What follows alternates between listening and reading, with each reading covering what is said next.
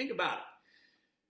People concoct all kinds of nonsense in this world trying to extract pleasure from the material world. And sometimes it can go very wrong. You know what I'm saying? And it's always binding us in karmic retribution. So people, they feel unfairly picked upon. Why me, Lord? Right? We've heard that in our lives. Why me, Lord? Well, because it's your karma. So, yagyarta karma no nyatra, loko yam karma bandhana. You're bound up in a web of karma. How do you get out? How do you get out? Work for Krishna.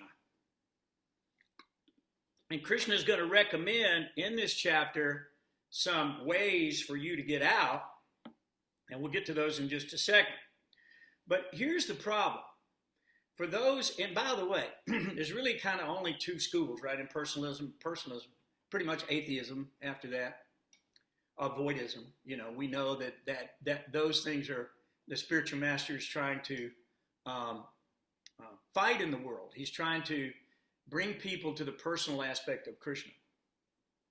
So when we go to the temple and we see the deity standing on the altar, Radha Krishna, or Nitai Gaura Chandra, or Jagannath Baladev Subhadra, or Nrsingadev,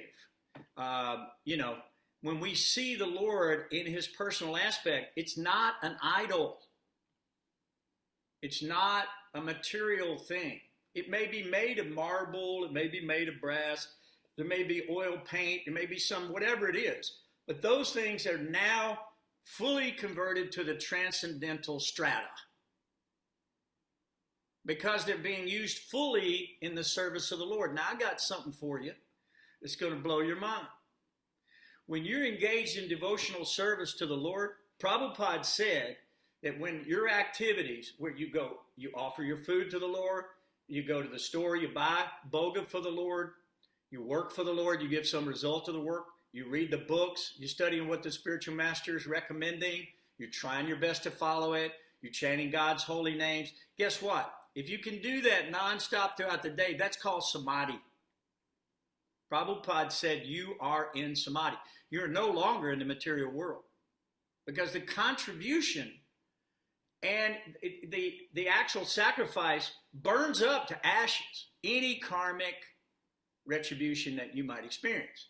So you're not going to get karma for that. And what does that do? That liberates you back to the spiritual world. There's no good karma or bad karma here for you to come back to.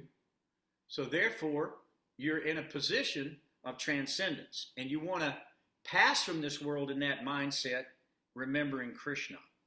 So he says that this advancement in this is troublesome.